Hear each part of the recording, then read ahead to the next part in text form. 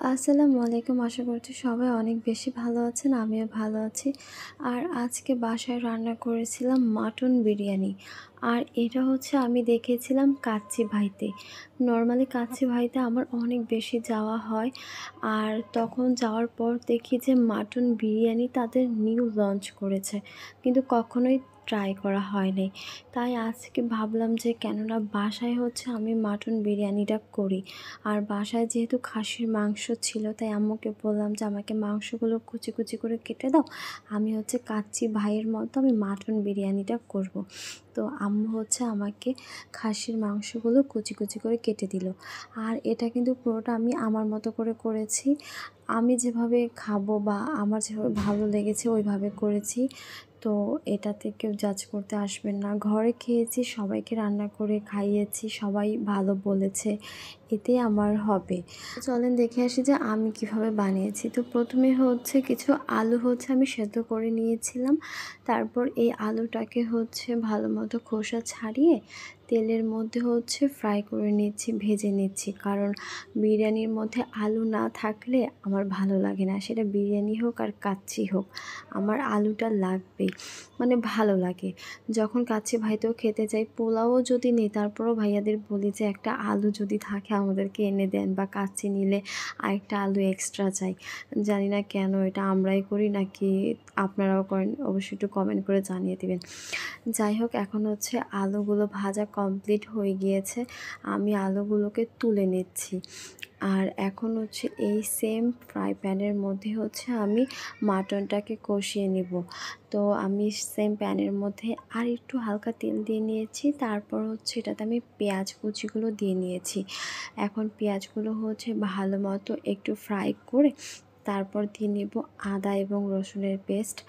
আর এটা হচ্ছে কিছুক্ষণ ভেজে নেব, মানে কিছুক্ষণ হচ্ছে এটাকে কষিয়ে নিব। হালকা আমি অফ ক্যামেরায় একটু পানি দিয়েছি। তারপর দিয়ে নিব পরিমাণ মতো, মানে স্বাদ মতো লবণ। আর স্বাদ মতো লবণটা দিয়ে দেওয়ার পর আমি এখন এটাতে ইউজ করব রাঁধুনি বিরিয়ানি মশলা। আমি সব সময় এই বিরিয়ানি মশলাটা ইউজ করি, কারণ আমার রাঁধুনি এই বিরিয়ানির মশলাটা সব থেকে বেশি পছন্দ। মানে এটা যদি ইউজ করা হয় তাহলে আর কোনো কিছুই আপনার ইউজ করতে হবে না, এটার মধ্যেই সব কিছু দেওয়া থাকে। তাই আমার মানে এটা অনেক ভালো লাগে। এখন হচ্ছে এটার আমি অর্ধেক দিয়ে নিয়েছি, অর্ধেক না, এটার হচ্ছে 5 ভাগের আমি 4 ভাগে দিয়ে নিয়েছি। 1 ভাগ হচ্ছে রেখে দিয়েছি, ওইটা হচ্ছে পোলাওতে দিব। আমি ওইভাবে রান্না করি। আপনারা হয়তো বা ফুল দেন, বাট আমি কিছুটা রেখে দিই। যাই হোক, এখন এই মশলাটাও কষানো হয়ে গিয়েছে। এটার মধ্যে আমি যে মাটনগুলো কুচি করে রেখেছিলাম ওইগুলো হচ্ছে এখন দিয়ে নিয়েছি। এখন এটাকে হচ্ছে ভালো মতো কষিয়ে নিব। আর এক হাতে ফোন আর এক হাত দিয়ে নাড়াচাড়া করাটা খুব টাফ হয়ে যায়। যাই হোক, কিছু মনে করবেন না আপনারা। এখন হচ্ছে আমি উপর দিয়ে সামান্য কিছু কাঁচামরিচ কুচি করে দিয়ে দিলাম। আর এখন পরিমাণ মতো পানি দিয়ে নিচ্ছি।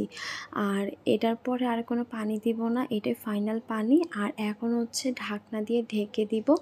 ঢেকে হচ্ছে আমি ওয়েট করব যে আমার মাংসটা হয়েছে কিনা। তো এর মাঝখানে আমি অনেকবার হচ্ছে এসে দেখেছিলাম। আর এখন হচ্ছে আপনাদেরকে ফাইনাল দেখাচ্ছি যে আমাদের মাংসটা একদমই গলে গিয়েছে। আর নর্মালি হচ্ছে আমি একদমই শুকিয়ে ফেলি, বাট আজকে একটু পানি পানি রেখেছি, যেন পোলাওর মধ্যে আমি একটু অল্প পানি দিয়েছি, মানে একদম সেম ব্যালেন্স করে নিয়েছি। এখন হচ্ছে আমি পোলাওটা রান্না করব। এর জন্য একটা বড় পাতিলের মধ্যে নিয়েছি, তেল দিয়ে দিয়েছি, একটার মধ্যে গরম মশলাগুলো সব দিয়ে নিয়েছি। এখন এটাকে হালকা একটু ফ্রাই করে নিব, তারপর দিয়ে নিব পেঁয়াজ কুচি। আর এটা কিন্তু পুরোটাই আমি আমার মতো করে করছি, আপনারা হয়তো বা অন্যরকম করে করেন, বাট আমি হচ্ছে যেভাবে করি ওইভাবেই দেখাচ্ছি। তো এখন হচ্ছে পেঁয়াজটাকে হালকা একটু ব্রাউন কালার করে ভেজে এটার মধ্যে দিয়ে নেব আদা রসুনের পেস্ট। আর এখন অল্প একটু দিয়েছি, কারণ যেহেতু আমি মাংসর মধ্যে দিয়েছিলাম, এখন হালকা একটু দিয়ে নিয়েছি। এখন একটু ভালো মতো নাড়াচাড়া করে নিচ্ছি, আদার স্মেলটা না আসে। এখন স্বাদ মতো হচ্ছে একটু লবণ দিয়ে নিব। আর এটা তো আপনারা আপনাদের পরিমাণ মতোই দিবেন, এটা বলার বা দেখানোর কোনো কিছুই নাই। এখন হচ্ছে একটু কিছু নাড়াচাড়া করে নিচ্ছি, তারপর দিয়ে নিব হচ্ছে পানি। আর পানিটাও বলার কোনো কিছু নেই, আপনাদের যতটুকু চাল হবে ঠিক আপনারা পরিমাণ মতো পানিটা দিয়ে নেবেন। আর আমি বলেছিলাম না যে 5 ভাগের 1 ভাগ মশলা আমি রেখে দিয়েছি, ওইটাই হচ্ছে এখন আমি এটার মধ্যে দিয়ে নিলাম। এটা দেওয়ার কারণ হচ্ছে তাহলে না বিরিয়ানিটা না একদম মানে কি বলে হোটেলের স্টাইলের হয়। আমার ভালো লাগে, কালারটা একটু অন্যরকম আসে না, হচ্ছে আমার কাছে দেখতে অনেক ভালো লাগে। আপনারা চাইলে দিতেও পারেন, নাও দিতে পারেন, সমস্যা নেই, আপনারা আপনাদের মতো করে রান্না করবেন। আর আমি ঢাকনা দিয়ে ঢেকে দেওয়ার পর হচ্ছে ঢাকনাটা আবার তুলে দেখলাম যে পানিটা বলক চলে আসে। আর পানি বলক না আসলে কিন্তু কখনোই চাল কিন্তু ছাড়বেন না। আর আমি চালটা আগে থেকেই ধুয়ে রেখেছিলাম। এটার মধ্যে হচ্ছে আমি কিশমিশ দিয়েছি, আলু বখরা দিয়েছি আর কিছু কাঁচামরিচ দিই আমি হচ্ছে এখন এটা পানির মধ্যে ছেড়ে দিয়েছি। এখন হচ্ছে আমি যে মাংসটা কষিয়ে রেখেছিলাম মাটন, সেটা হচ্ছে এখন দিয়ে নিলাম। এখন হালকা একটু নাড়াচাড়া করে নিব। আর এটা হচ্ছে আমি আবার বলছি যে আমি আমার মতো করে করছি, আপনারা আমার মতো করে করতে হবে এমন কোনো কিছু নাই। এখন হচ্ছে আমি দিয়ে নিচ্ছি আলু, যে আলুগুলো আমি ভেজে নিয়েছিলাম। আর আমার হচ্ছে এরকম বিরিয়ানি, কাচ্চি বা পোলাও খেতে আমার ভালো লাগে, কিন্তু সব সময় না। যেমন হচ্ছে মাসে 2 থেকে 3 বার। আমি এত বেশি বিরিয়ানি বা পোলাও পছন্দ করি না। যাই হোক, এখন হচ্ছে আমি ঢাকনা দিয়ে ঢেকে দিয়েছিলাম। আর ঢাকনা দিয়ে ঢাকার পর অনেকবার আমি অফ ক্যামেরায় এসে চেক করেছিলাম। আর এখন ফাইনাল দেখাচ্ছি। দেখেন কত সুন্দর কালার আসে, তাই না? আর দেখতে যেমন সুন্দর লাগছে, খেতেও তেমনই ভালো হয়েছিল। আমার ঘরের প্রতিটা মেম্বারই বলেছে যে অনেক বেশি মজা হয়েছে। আর বিশেষ করে আমার বিরিয়ানির কালারটা না অনেক বেশি সুন্দর হয়। এটা আমার আম্মু বলে, ছোটো বোন বলে যে আমার বিরিয়ানির কালারটা এত সুন্দর আসে। তো এখন হচ্ছে আমি একটি প্লেটে সার্ভ করে নিচ্ছি, দেখতে পাচ্ছেন। আর এখন দেখবেন হচ্ছে এটার ফাইনাল লুক।